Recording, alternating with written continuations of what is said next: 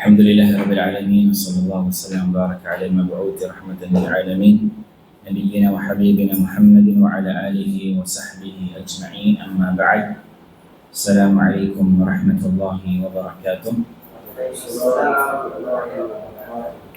Ang lahat ng pupulit pasasalamat at pagdakila ay tanging para sa Allah. Dalangin natin sa Allah subhanahu wa ta'ala na patuloy niya tayong patnubayan at gabayan. Alhamdulillah mga kapatid sa pananampalatayang Islam ay patuloy nating purihin, sambahin ng Allah. Alhamdulillah sa mga oras na insyaAllah ay pagpapatuloy din natin ang ating pag-aaral insyaAllah sa Tauhid. At natapos na nakaraan yung tinalakay yung ika-apat na haligi ng pananampalataya.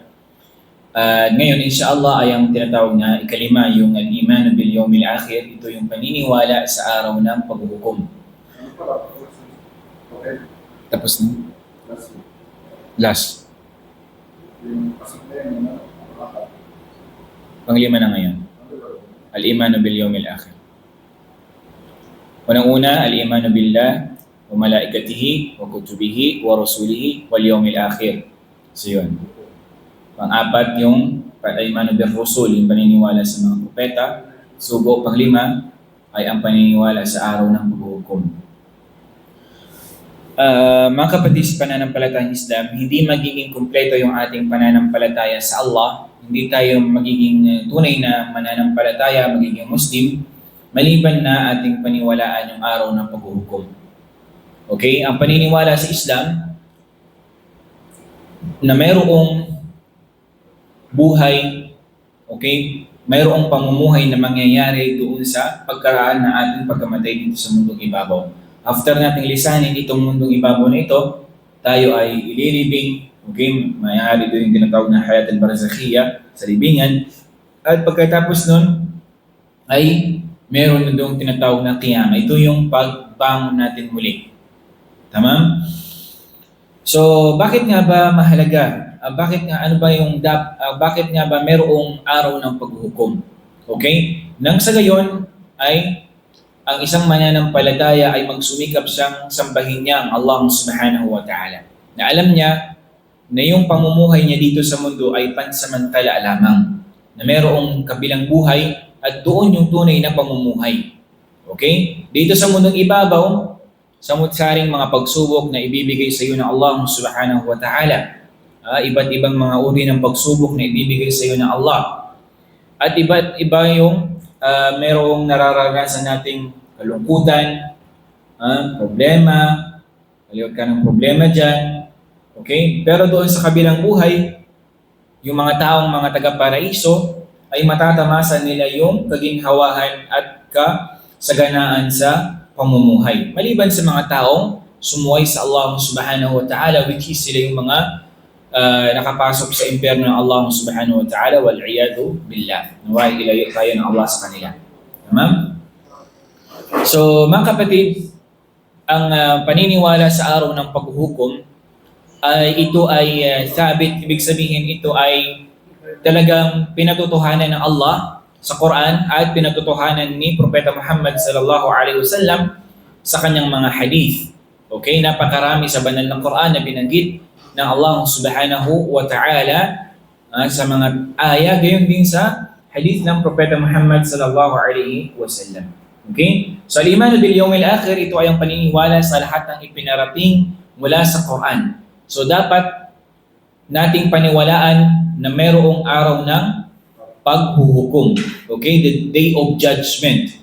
So, ang bawat isa sa atin ay mamubuhay doon sa kabilang buhay. Meron kasing iba, ang paniniwala nila, na kapag namatay ka na, wala nang araw ng paglilitis. Okay? Yun lang yung buhay mo. Pag nawala ka na, dito sa mundong ibabaw, wala nang araw ng paghuhukom sa kanila. Wala nang paglilitis, wala nang pagbabayad sa mga yung nagawang kasalanan. Okay? At ang iba pa sa kanila, basta't naging mabuti ka lang, automatic na paraiso ka na.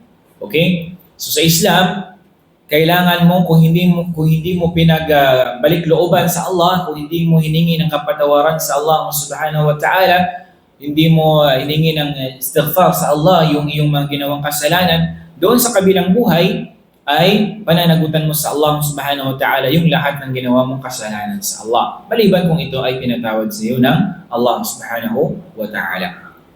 Okay? Gayun din, ang napakaraming hadith na binanggit ng Propeta Muhammad sallallahu alaihi wasallam na nagpapatotoo sa araw ng paghuhukom. At gayun din, merong tinatawag bago pa mangyari, bago pa gunawin ng Allah subhanahu wa ta'ala yung mundong ito, ay merong mga tinatawag na alamat sughra at alamat kubra. Ito yung mga maliit na mga palatandaan na kapag nakita na ito nangyari, ibig sabihin ito ay mga sign na malapit ng gunawin ng Allah subhanahu wa ta'ala yung mundo. Gayon din, yung tinatawag na alamat al-kubra, yung mga malalaking mga palatandaan ng pagkagunaw ng mundong ibabaw na ito. Okay? So napakarami na binanggit sa mga hadith ng Rasul sallallahu alaihi wasallam, gayon din sa hadith ng Propeta Muhammad, sa hadith ng Propeta Muhammad sallallahu alaihi wasallam, yung mga alamat sughra at alamat al-kubra, yung mga maliliit na sign at mga malalaking sign. Okay? So, kabilang doon sa binanggit ng Propeta Muhammad sallallahu alaihi wasallam, halimbawa yung pagpapaligsahan sa pagpapataasan ng mga gusali, yung building. Okay? At kabilang sa alamat kubra, yung pagsikat ng araw sa kanluran o sa silangan? Sa kanluran. Siyempre, sa silangan talaga sumisikat ang araw. Tama? Okay? Gayon din yung paglabas ni Dajjal, pagbaba ni Propeta Isa alayhi salatu wassalam. Actually, yung mga kapatid sa pananampalatayang Islam, kung usapin dito sa Yawm al-Akhir, napakahaba. Maraming mga scholar tayo sa Islam na sila ay naglathala ng mga aklat na tumatalakay dito sa araw ng paghuhukom. Okay? Yung iba't ibang mga mangyayari, yung tinatawag na barzakhiyya, yung hisab, kung paano ba lilitisin, paano ba yung pamumuhay ng isang tao sa libingan, at maraming mga mas'ala, maraming mga usapin hinggil dito. Okay? Bakit ba nagsumikap yung mga scholar natin na ipaliwanag yung mga pangyayari at binanggit nila yung mga authentic na mga hadith na authentic na mangyayari sa araw ng paghukom? Kasi maraming iba na paniniwala, iba't iba yung kanilang mga paniniwala. Hindi nila pinaniwalaan yung al-akhir na ito, yung pagmumuhay sa libingan, hindi sila naniniwala. Tama? Okay? So, gayon din mga kapatid sa pananampalatayang Islam, siyempre kapag namatay na yung isang tao, anong unang-unang pupuntahan niya bago yung araw ng paghukom? Anong gagawin kapag namatay ka na? Ililibing. Okay? So, yung isang tao, ang bawat isa sa atin, darating yung kamatayan sa atin. Okay? Hindi natin alam kung saan tayo, kailan. Okay? Hindi natin alam kung kailan darating sa ating yung ating kamatayan. Si Malakal Maut ay yung itinalaga ng Allah subhanahu wa ta'ala na kumukuha ng buhay, ay darating din sa kanya yung kamatayan. Ang tanong dito, nag-iisa lang ba silang Malakal Maut? Nag-iisa lang siya? Ha? Siya yung pinuno, siya yung leader ng mga kumukuha ng mga buhay. Marami siyang mga kasama. Okay? Marami siyang mga kasama na kumukuha ng buhay ng tao. Maraming hindi nyo na, Malakal Maut, iisa lang kasi ang dami man namamatay bawat araw, bawat minuto. Okay, marami siyang mga kasama. Pero siya yung tinalaga ng Allah subhanahu wa ta'ala. Pero siya, kahit siya na anghel, ay makakaranas din. Tama? So, ang tao, merong hangganan yung buhay dito sa mundong ibabaw. Tama? So, pagkatapos nun ay ililibing siya doon sa libingan. At maraming mga pangyayari. Unang-una, kapag nailibing na siya, kapag umalis na yung mga tao, babalik na yung kanyang kaluluha doon sa kanya. Babalik na yung kaluluha niya at maririnig niya pa yung yapak ng mga tao umaalis doon mula sa kanyang libingan. At darating na sa kanya yung tinatawag na dalawang anghel. Sino sila? Si Nakir at si Munkar. So ito yung tinalaga ng Allah subhanahu wa ta'ala ng dalawang anghel na magtatanong doon sa tao doon sa kanyang libingan. Anong unang itatanong sa kanya?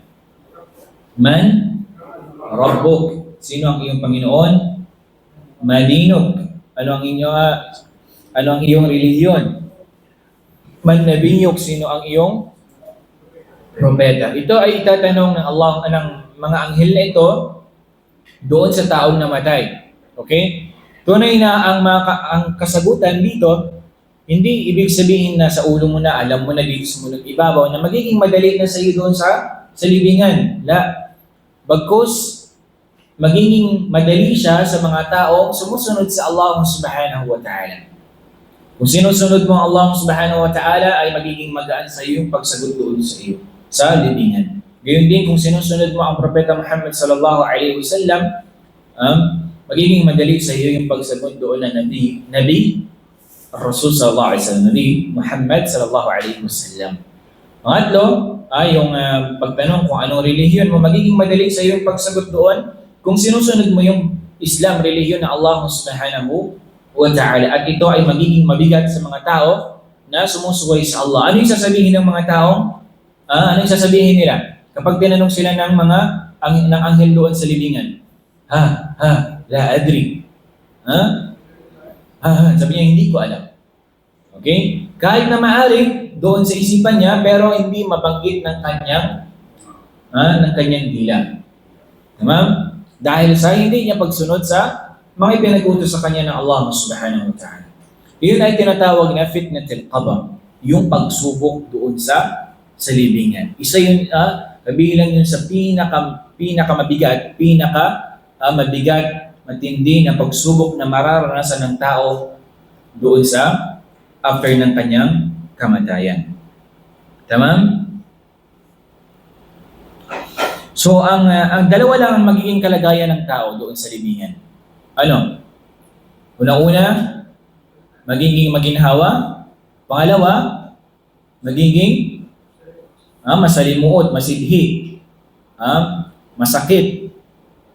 So, sino yung makakaranas ng matiwasay, marangya doon sa libingan? Sino yung makakaranas doon? Yung mga mananampalataya sa Allah subhanahu wa ta'ala, yung tunay na mananampalataya. Doon sa libingan sila, magiging masagana yung pamumuhay nila doon, matiwasay, kahit doon sila sa libingan ng yun. Bakit? Dahil yung sa pagsunod nila sa Allah subhanahu wa ta'ala. Dahil sa pagsagawa nila ng mga ipinag-utos sa kanila ng Allah subhanahu wa ta'ala. Okay? So, iba't iba yung mga nanarig sa hadith ng Rasul sallallahu alaihi wasallam na magiging buhay ng mga mananampalataya. Okay? Gayon din yung mga taong sumuway sa Allah subhanahu wa ta'ala, napakaraming mga narinig natin mga hadith ng Rasul na magiging kaparusahan nila doon pa lang sa libingan. Kung i-imagine natin minsan, doon pa lang sa libingan, napakatindi na yung parusa na ibibigay ng Allah sa tuwing hindi nila nasasagot yung mga katanungan ng mga anghel na iyon, how much more kapag doon na talaga sa impyerno ng Allah subhanahu wa ta'ala.